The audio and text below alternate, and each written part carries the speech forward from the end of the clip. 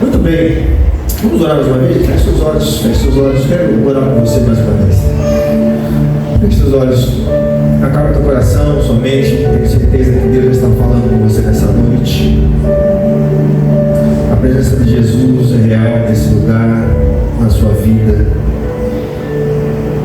Quero orar com você. Pai, nós nessa noite estamos celebrando o Senhor, celebrando o teu nome, agradecendo o Senhor. Obrigado, Pai, porque nós não temos condições, ó Pai, de darmos louvores à sua altura, Senhor. Mas o Senhor conhece nosso coração, o Senhor sabe que o nosso desejo é cada vez mais estar perto de Ti, é cada vez mais poder ouvir o Senhor, aprender do Senhor. Ó Deus, e nessa noite que nós estamos mais uma vez como igreja, reunidos em comunidade, como família da fé, nosso pedido mais uma vez é que Teu Santo Espírito, Pai, aquele que habita, continue falando conosco. A Tua palavra que é viva, que é eficaz, a Tua palavra que nos orienta, a Tua palavra que nos guia. Que essa palavra, Pai, venha de encontro aos nossos corações. E ao nos encontrar, essa palavra nos traga transformação, nos traga renovo, nos traga expectativa de vida. Oh Deus, em nome de Jesus. Se nessa noite há corações neste lugar que estão por algum motivo tristes, por algum motivo preocupados, por algum motivo abatidos, que em nome de Jesus, o Senhor, o Santo Espírito de Deus, renove as forças, traga alegria, traga discernimento e sabedoria. Em nome de Jesus, nós agradecemos ao Senhor, Pai, e que o Senhor continue falando conosco nessa noite. Em nome de Jesus. Amém. Muito bem, gente. Hoje nosso tema dessa noite, o tema do mês é família a longo prazo. Estamos falando sobre as fontes importantes para que possamos manter a nossa família de uma forma saudável. Porque toda família tem problema, ok? Ou só a minha tem problema? Todos nós temos. Talvez tem semanas que tá bom as coisas, há um atrito, às vezes uma palavra que não foi dita corretamente, enfim, no momento errado, acontece. Às vezes os nossos filhos, tem dia que eles acordam no 420, tem dia que eles acordam mais tranquilo. No caso do meu filho Samuel, todo dia no 420, todo dia ele está sério, super agitado. Mas a verdade é que todos nós temos situações na nossa casa. Mas, quando eu penso nisso, eu penso também que Deus, Ele institui a família. Deus, Ele institui na sua criação, no seu propósito com o ser humano, a família. E ao instituir a família, Ele não somente institui, mas Ele também usa a família para o teu plano de salvação. Se você parar para lembrar, quantas pessoas foram para a arca de Noé? Noé e sua família. Quem Deus chamou para iniciar o processo de salvação? Abraão e sua família. Então a família tem um papel fundamental no testemunho de Deus na humanidade. E é por isso que, como igreja, nós precisamos refletir e olhar para a nossa casa e perceber como está a nossa casa, como estão as relações dentro do nosso lar, como que você tem lidado com as adversidades que chegam. Se não chegaram, vão chegar, porque Jesus disse que no mundo teremos aflições, mas ter bom ânimo, porque Ele venceu o mundo. Então, em algum momento na sua casa vai bater na porta lá um problema, vai bater uma dificuldade em algum momento. Isso é parte. A grande questão é como nós lidamos com isso. E nós estamos falando sobre esse tema nesse mês. E essa noite eu queria falar com vocês sobre comunicação. Eu já pontuei algumas coisas nas outras mensagens sobre esse tema, comunicação, mas hoje eu quero aprofundar um pouco mais. E comunicação, eu penso que é um dos papéis fundamentais numa relação. Nós falamos no primeiro domingo sobre resiliência, lembra? No segundo domingo até eu usei a borrachinha, o elástico, lembra? E na semana passada, falamos sobre espiritualidade, sobre o processo de compreender, de viver, de praticar as coisas que Deus coloca em nossa vida, em nossa história. E hoje eu quero falar da comunicação. E para falar de comunicação, nós precisamos entender, né, a partir dessa frase, né, que nós precisamos entender que a comunicação na família é mais do que palavras ditas, mas sim um vínculo de amor e compreensão que cultivamos diariamente, onde cada expressão seja um reflexo do cuidado e da ternura que nutrimos uns pelos outros. Então, comunicação, muito mais do que você falar, é você expressar situações, expressar. Quando você, por exemplo, lava a louça na sua casa, né? Você que é homem, lava a louça, né, para sua esposa, porque há uma falácia que só as mulheres lavam a louça, mas isso é mentira, né? Nós lavamos também, bem lavadinho de louça, né, Joel? O Joel é craque na lavar louça, né? A mulher fica feliz, não fica? Né? Ou quando você, mulher, né, acorda e quando você está dormindo, você vai lá para lavar o carro para ele. Olha que bênção! Fica a dica, tá? Lavar o carro. Aí você deixa ele feliz. É uma prática, é uma expressão de carinho, de amor. Né? Então, há vários momentos da nossa vida que nós podemos expressar essas expressões, trazer para dentro de casa, não somente pela fala, mas por ações. E quando nós pensamos nisso, sobre comunicação, eu me lembro então de uma passagem que vai contar a história de uma família que enfrentou por uma situação totalmente complicada. Mas o diálogo entre essas três mulheres foi fundamental para que ela pudesse, para que a que sofreu mais, no caso, continuasse, persistisse e seguisse o plano de Deus na história, que é a história de Ruth, Noemi e Orfa. Essas três mulheres estão lá no livro de Ruth, capítulo 1. Esse é um livro que eu gosto muito, já fiz várias mensagens nesse livro. É um livro curtinho, você pode pegar ele, é uma sentadinha no sofá, você lê. São 4 capítulos apenas, mas é uma história muito rica, muito rica. E nesse primeiro momento da história, a história vai contar que tinha um homem de Belém de Judá, e tinha uma mulher e mais 2 filhos. E esse homem chamava-se Elimeleque. Elimeleque era o nome dele. E a sua mulher chamava Noemi. Elimeleque e Noemi. E tinha 2 filhos, o Malom e o Quilion. Os 2 filhos. Fica até sugestão de nomes, tá, gente? Da criança aqui, né?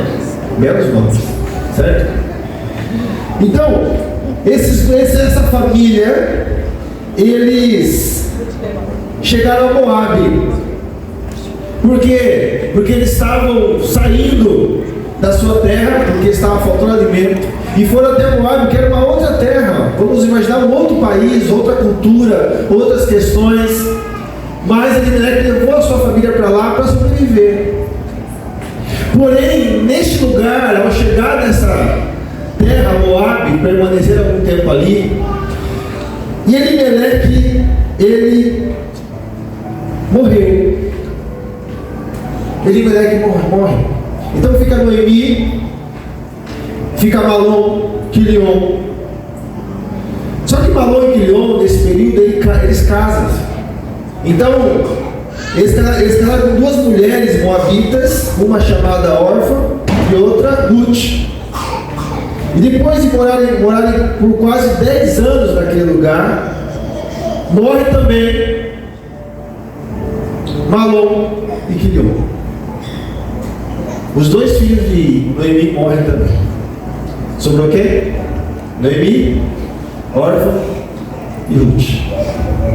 Não a nossa rotina. Nossa rotina é de Joel, certo? sério mesmo.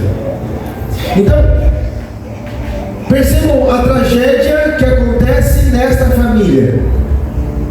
O marido morre, os 2 filhos morrem, Noemi numa terra desconhecida. Imagine que você vai lá, morar na Coreia, Rondônia, não, Rondônia é perto. Na Coreia, você vai aprender, você não sabe falar a língua do pessoal lá, que é a língua difícil. Aí você chega lá e você perde o seu esposo, os seus filhos, os únicos vínculos que você tinha, e você está numa terra estranha, sem saber a cultura direito, apenas com as 2 noras que são também daquela terra. E o que fazer?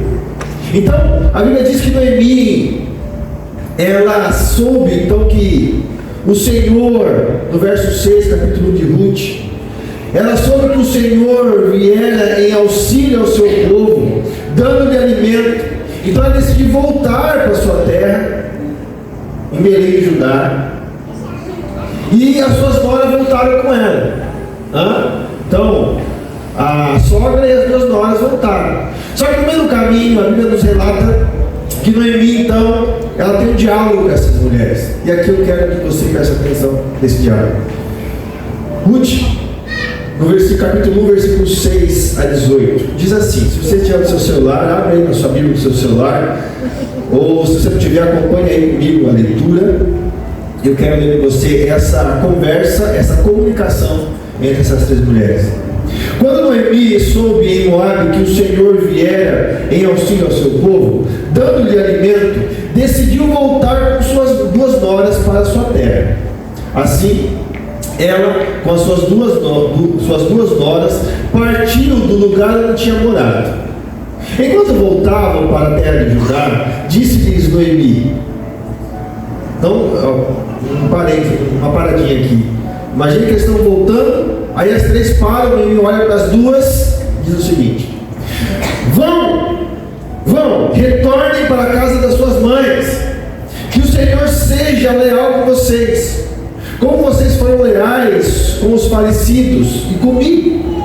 O Senhor conceda que cada uma de vocês encontre segurança no lar do outro marido. Então deu-lhes um beijo de despedida, mas elas começaram a chorar alto e lhe disseram: não, voltaremos com você para junto do seu povo. Disse, porém, Noemi aquelas 2: voltem, minhas filhas, por que viriam comigo? Poderia eu ainda ter filhos que viessem a ser seus maridos? Voltem, minhas filhas, vão! Estou velha demais para ter outro marido. E mesmo que eu pensasse que ainda há esperança para mim, olha só a fala de Noemi. Ainda que eu pensasse que há esperança para mim, ainda que eu me casasse esta noite e depois desse a luz, tivesse filhos, iriam vocês esperar até que eles crescessem? Ficariam sem se casar e a esperar deles? De jeito nenhum, minhas filhas. Para mim é mais amargo do que para vocês, pois a mão do Senhor voltou-se contra mim. Então as 2 começaram a gritar e chorar alto.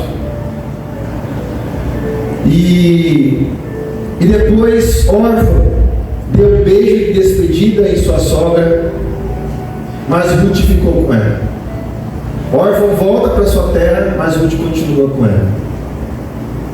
Ruth, porém, respondeu então: não insista comigo, que te deixe e que não mais te acompanhe. Aonde fores, irei, onde ficares, ficarei. O teu povo será o meu povo, e o teu Deus será o meu Deus. Onde morreres, morrerei, e ali serei sepultada. Que o Senhor me castigue com todo rigor, se outra coisa que não a morte me separar de ti. Quando Noemi viu que Ruth estava de fato decidida a acompanhá-la, não insistiu mais. E aí a história continua. Depois, no final, Ruth se casa com Boaz, que era parente de Noemi, eles têm um filho, e esse filho é descendência de Davi, que depois é descendência de Jesus. Aqui é o plano da salvação, Ruth faz parte desse plano. Mas eu não quero ir nesse plano, mas eu quero ver esse diálogo que acontece entre essas duas mulheres. Percebam que é um diálogo muito franco entre elas. Percebam que Noemi, ela expressa, ela joga tudo aquilo que ela está sentindo como sogra, como uma mulher de em luto, que perdeu os filhos e o marido, enquanto as suas noras, elas também expõem aquilo que elas estão sentindo pelo amor, pelo respeito que elas tinham por Noemi. E Noemi então insiste, e órfã então ela decide voltar. Mas Ruth não, Ruth continua. E Ruth ainda faz essa menção: não insista comigo. Percebe o diálogo, gente? Percebe a conversa? O diálogo de Ruth, então, e suas noras, em um momento extremamente desafiador e confuso. Estavam no luto, voltando para a terra de Noemi. Esse momento desafiador e confuso as levou a uma experiência saudável de resolução de problemas. Que coisa, não? Considerando o respeito às emoções e as decisões de cada uma. Perceba, em um momento de luto, de perca, de choro, de tristeza, de confusão, de talvez medo, receio, ansiedade, Ruth, órfã e Noemi resolve o problema. Perceba que quando as coisas estão pegando na nossa casa, quando as coisas estão daquele jeito, sabe? Parece que tudo anda errado. O estresse está lá em cima, o nível de estresse está quase explodindo, o copo está quase transbordando já. Né? E aí você vai tentar resolver alguma coisa, não consegue resolver porque um fala de cá, outro argumenta de cá, outro grita, outro fala e nada resolve, fica aquela salada, nada acontece. Aqui há uma comunicação saudável entre essas duas. Eu queria então deixar para vocês 3 lições que eu vejo que seria importante para uma família a longo prazo. Uma comunicação saudável, ela abre em nossas casas várias portas. E as portas que eu quero falar com você hoje, a primeira é as portas da verdade e confiança. Verdade e confiança, gente, é uma porta fundamental para uma comunicação saudável, para uma relação saudável dentro de casa. Noemi e suas noras expressaram suas emoções de forma autêntica e verdadeira. Percebam? Noemi expressou aquilo que ela estava sentindo, até toda aquela situação onde ela dizia que ela era amarga, onde ela dizia que não tinha mais esperança. E em contrapartida, Ruth e órfã também trouxeram as suas emoções. Isso facilitou. Um ambiente criado para expressões de emoções de forma autêntica e verdadeira. E aqui acontece porque não teve segredos e mentiras. Noemi foi sincera: olha, se eu tiver filhos agora, mesmo que eles cresçam, vai demorar muito, vocês não vão esperar. Volta para casa de vocês, volta para a mãe de vocês. Noemi foi sincera com as duas: olha, vai lá, viva a vida de vocês, sigam a vida de vocês. Quando os membros da família escondem informações ou mentem uns aos outros, a confiança é corroída, gente. A descoberta de mentira, seja ela mentira grande ou mentirinha, mentira é mentira, e a mentira tem pai, certo? Quem é o pai da mentira? Quem? É ele mesmo, gente, o dedo, certo? A Bíblia diz que Satanás é o pai da mentira. Então qualquer mentirinha pode causar ressentimento e desconfiança, falta de clareza e fraqueza nas conversas pode levar ao mal entendido e suposições erradas. A pior coisa numa relação, cá entre nós, é perder a confiança. Não é? Perder a confiança é complicado. E às vezes e é tão frustrante, né? Porque no caso de uma relação marido e mulher, vocês se gostam, se confiam um no outro, né?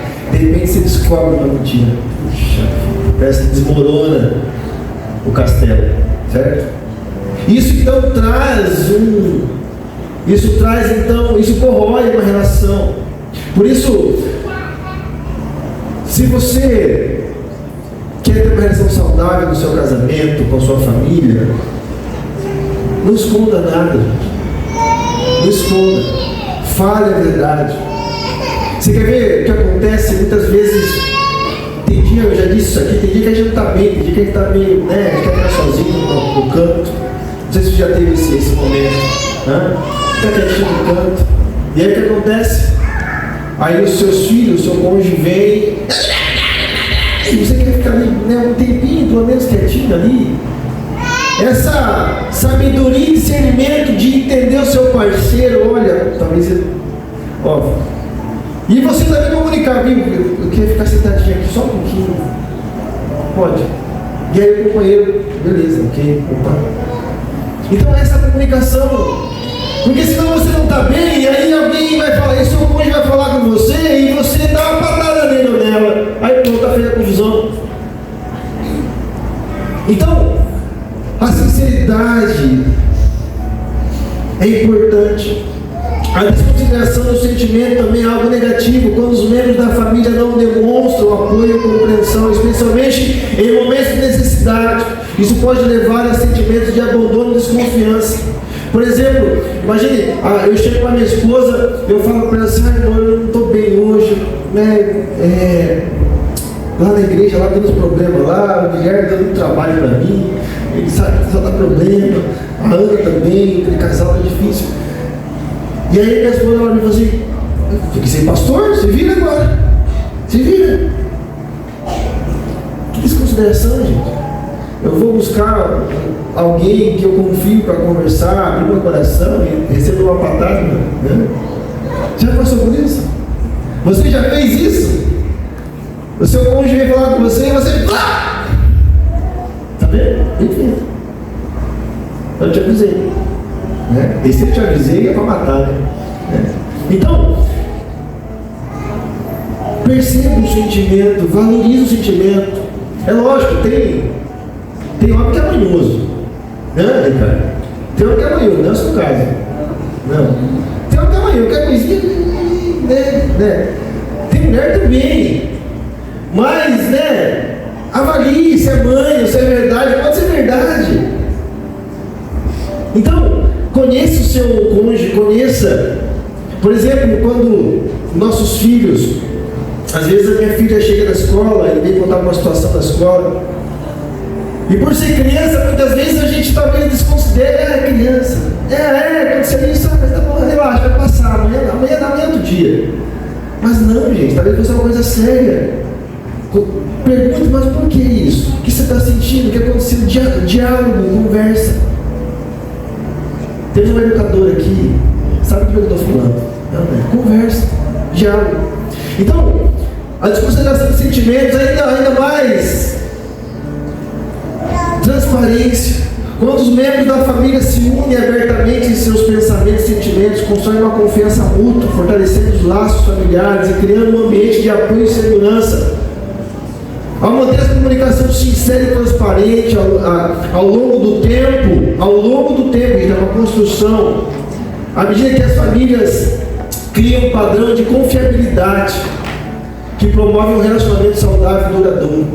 Então, quando você propõe isso na sua casa, esse diálogo sincero, com o tempo vai se construindo um ambiente de verdade e confiança. Aonde o que acontece fora de casa, eu sei que lá na minha casa, com a minha esposa, eu posso falar, eu posso conversar, porque eu sei que ali é um local de refúgio para mim. Assim ela também comigo. Mas o problema é que tem muitas famílias que não tem esse ambiente em casa, porque não foi construído. Tem vivido um ambiente apenas de proximidade, mas não há um ambiente de confiança. Há um ambiente apenas de estar junto ali, comer junto, lavar roupa no meu ambiente.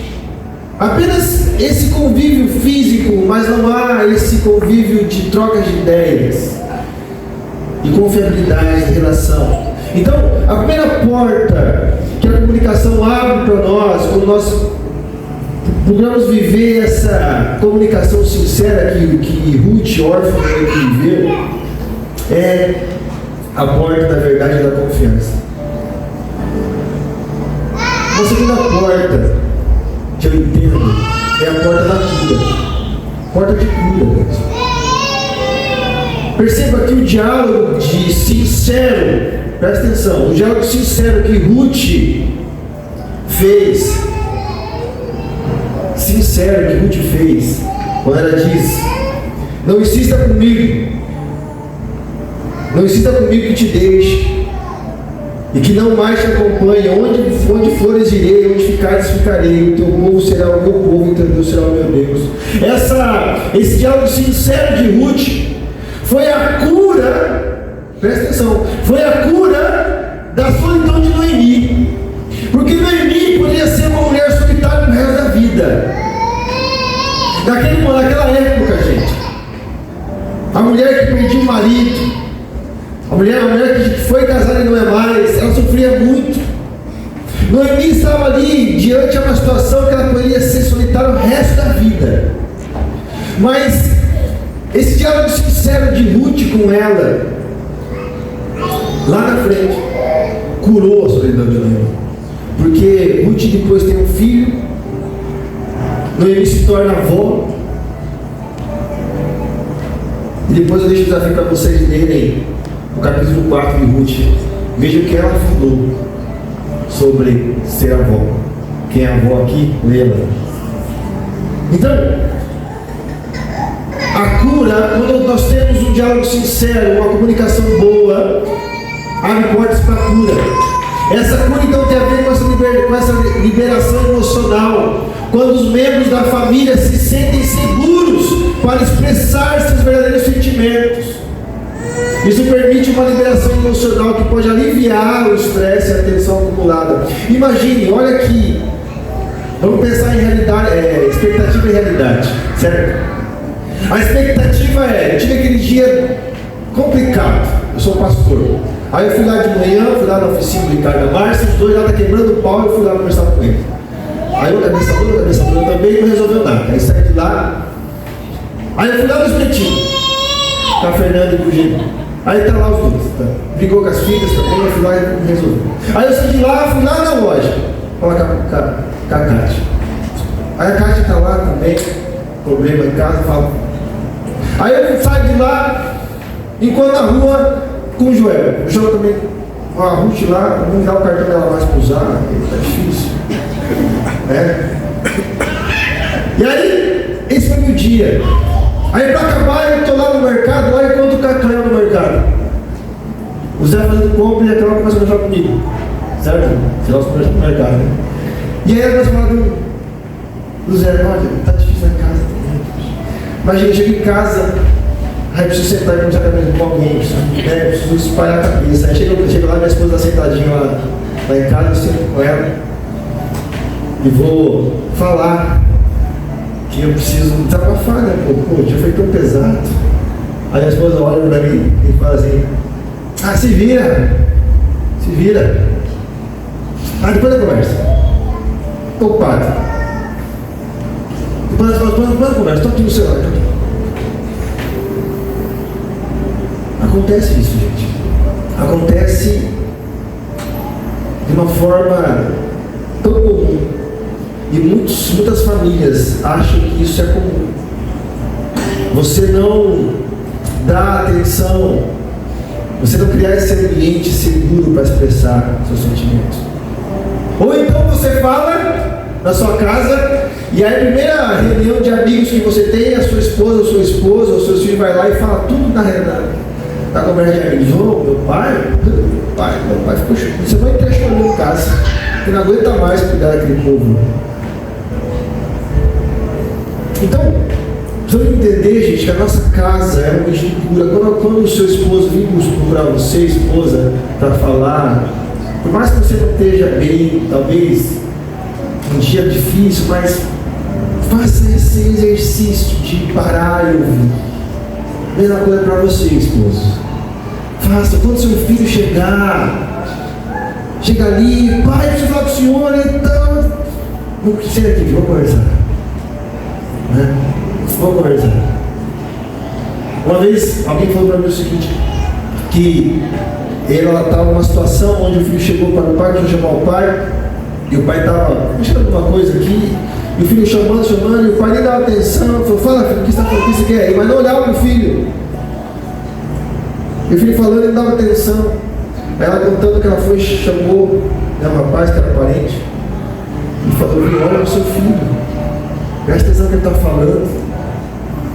Se ele vier até você, porque você é importante para ele. Ele quer te falar algo importante. Então trata ele assim. Olha no olho. Ouça, se você está ocupado, olha, filho, eu estou aqui, daqui a pouco eu falo com você. Depois vai e fala com ele. Não promete. Cumpra aqui. Então, essa liberação emocional, a abertura para curar feridas, a comunicação sincera pode abrir espaços para discutir eventos dolorosos do passado e que pode levar à cura emocional e à resolução de traumas. Gente, é muito comum, principalmente casais novos, né? Onde ainda estão se conhecendo, né? Coisas do passado ainda. E muitos casais, ou pessoas por sofrerem traumas do passado, muitos se fecham e não conseguem abrir aquilo ali. Talvez muitos conseguem dar um acompanhamento psicológico, aí conseguem, mas muitos não conseguem. E aí, dentro de casa, na relação ali conjugal, pode ser um ambiente de cura para isso. Talvez, por exemplo, a menina sofreu um abuso quando era adolescente, e ela carrega isso na vida dela como um trauma. Ela cresce em casa e quer ter uma vida, casou porque quer ter uma família, quer ter uma vida saudável, familiar, mas ela carrega aquele trauma no coração. E em contrapartida, por exemplo, o cônjuge não tem essa expertise ou essa sabedoria de criar um ambiente para um bate-papo aberto. E se ele constrói esse ambiente de bate-papo aberto, e de repente ela vem e abre o coração e fala, olha, deixa eu contar uma coisa que aconteceu no passado, aconteceu isso no passado, foi muito dolorido para mim. E aí pode ter cura. O problema é que muitas vezes a nossa vida é tão corrida, nós não temos tempo para nada, muito menos para ouvir o nosso cônjuge, muito menos para ouvir os nossos filhos. E como nós não ouvimos as pessoas da nossa casa, nós então não somos agentes de cura. Eu não sei se você já parou para pensar nisso, que na sua casa você pode ser um agente de cura para seus filhos, para seu cônjuge. Por quê? Porque você tem construído um ambiente de conversa, de diálogo. E além disso, há uma construção da resiliência. Eu falei sobre isso no primeiro domingo. Ao enfrentar e superar desafios juntos por meio da comunicação sincera, à medida que as famílias podem fortalecer sua resiliência e capacidade de lidar com as adversidades futuras. Então, quando há uma conversa, vocês sempre vão sentar e vão tentar achar uma solução para o problema, a passar pelo problema, a vencer o problema, juntos. Por isso a conversa, o diálogo. Seja você e seu esposo, seja você e seus filhos, seja você e seu pai, ou você e sua mãe. Então, porta aberta para a cura. E por fim, uma terceira porta que eu deixo para você, desse diálogo de Ruth com a Noemi, é portas para o respeito.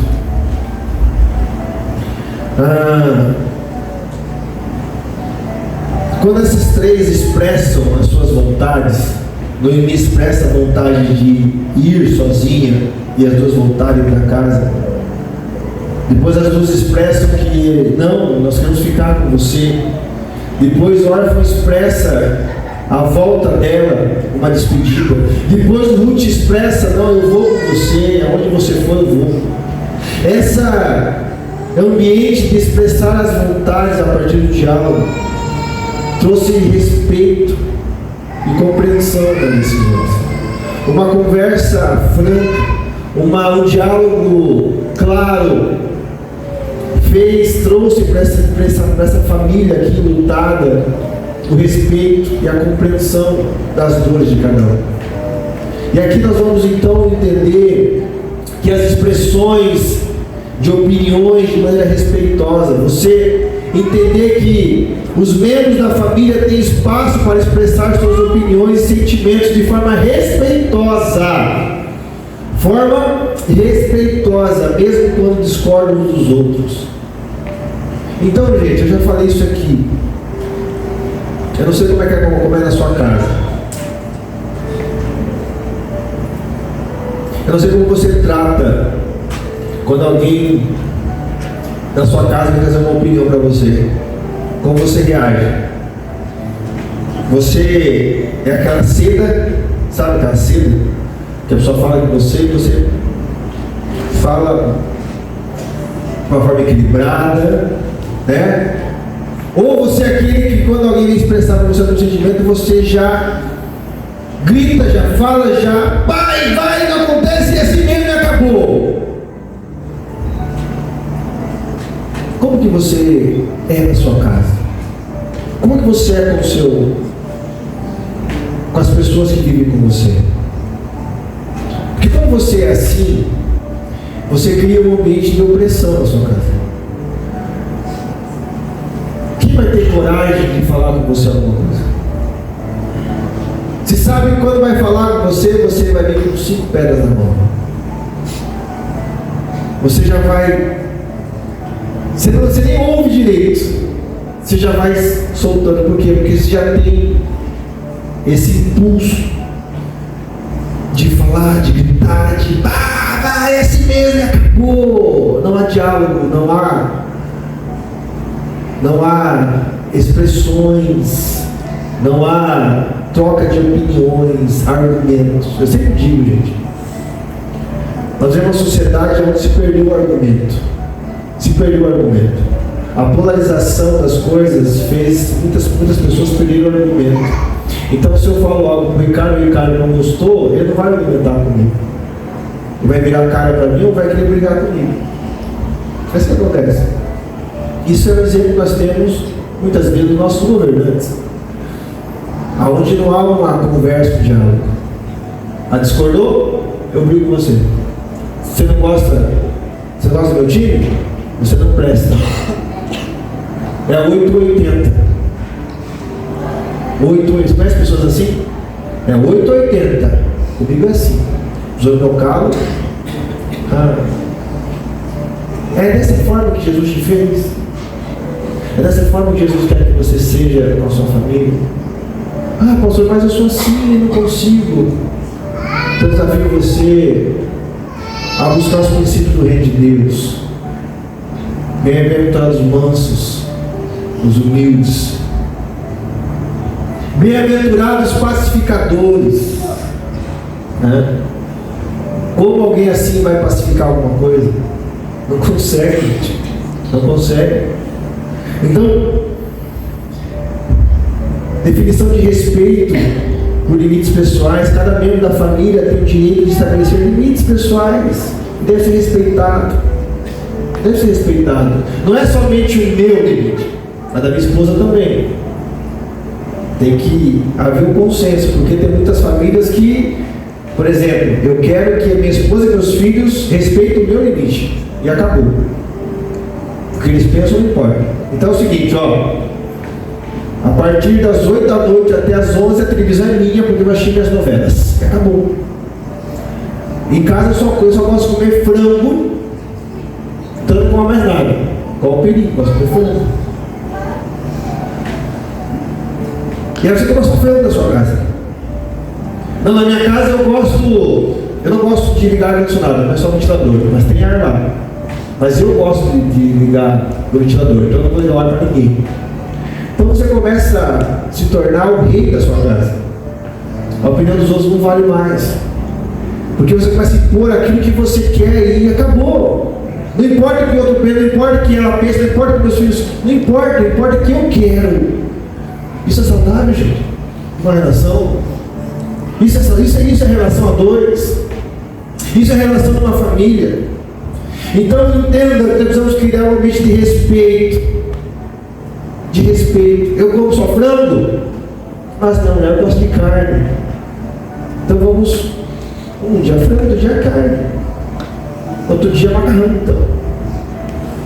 Mas tem que haver isso, gente. Como você é na sua casa em relação a isso? Tem que ser do seu jeito das coisas? Já acabou? É isso?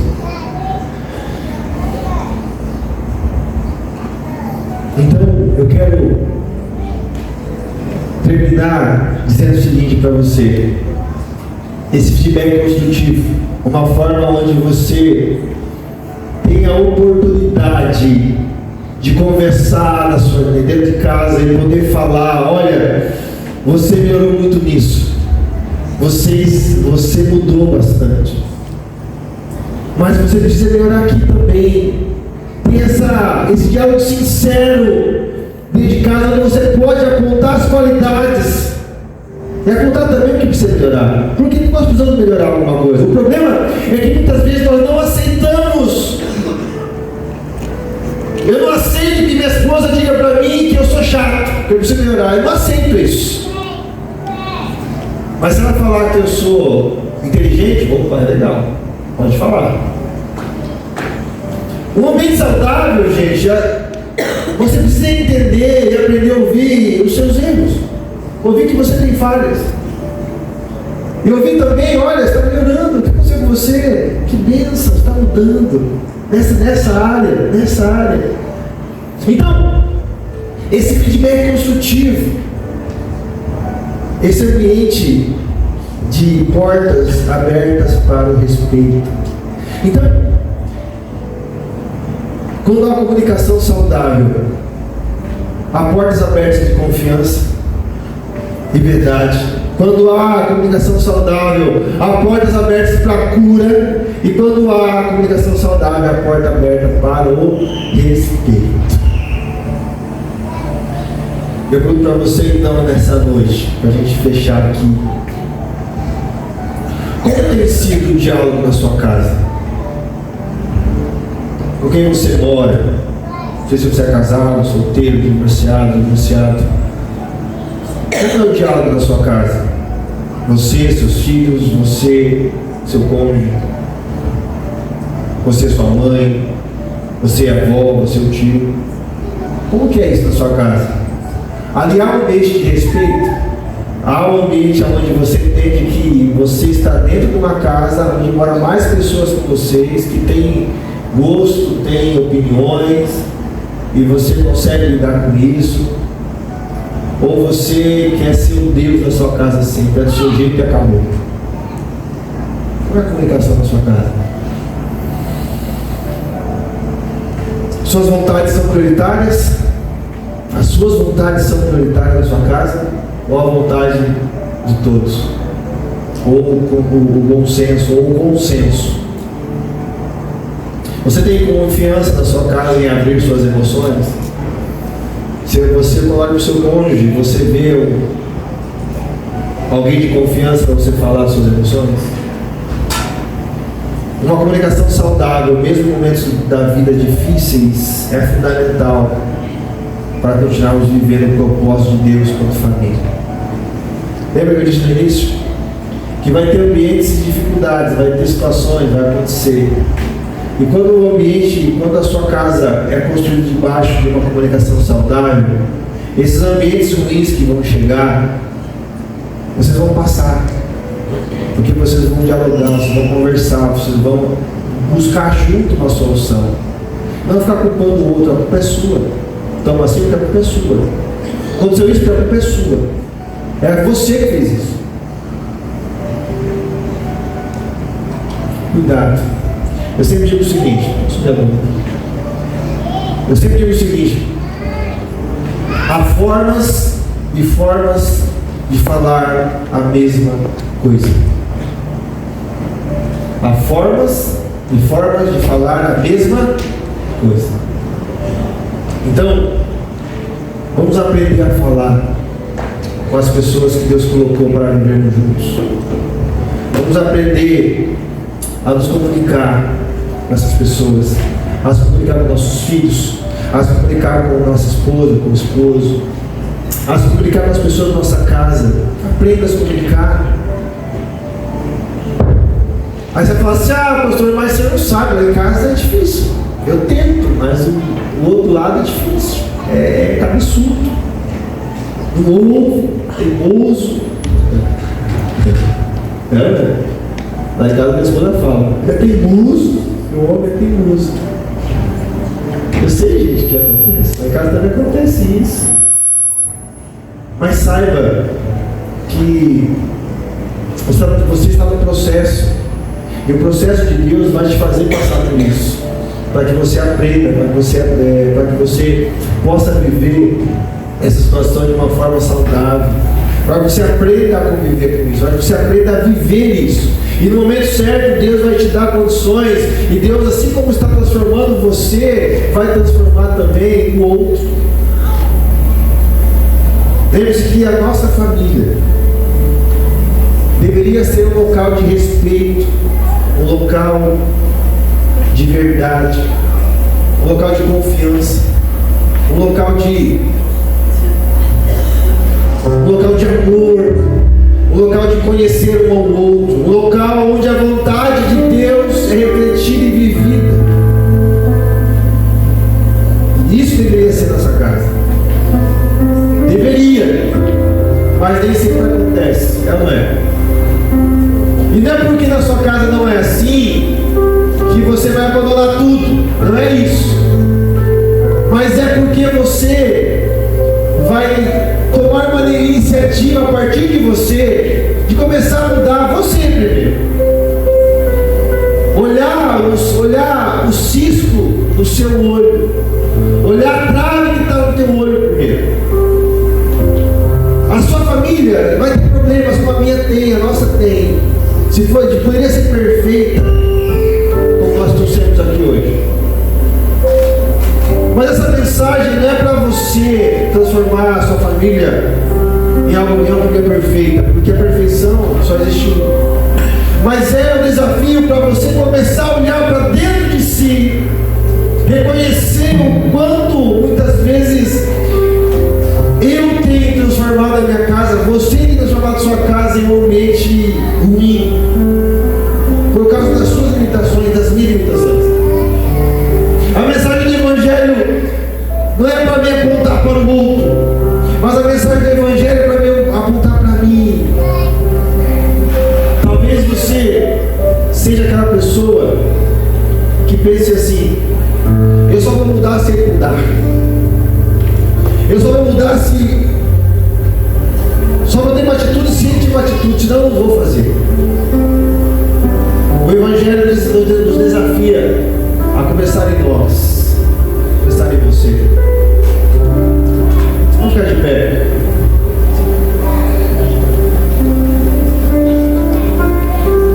Eu quero convidar você a fazer uma reflexão aí, muito simples. Muito simples.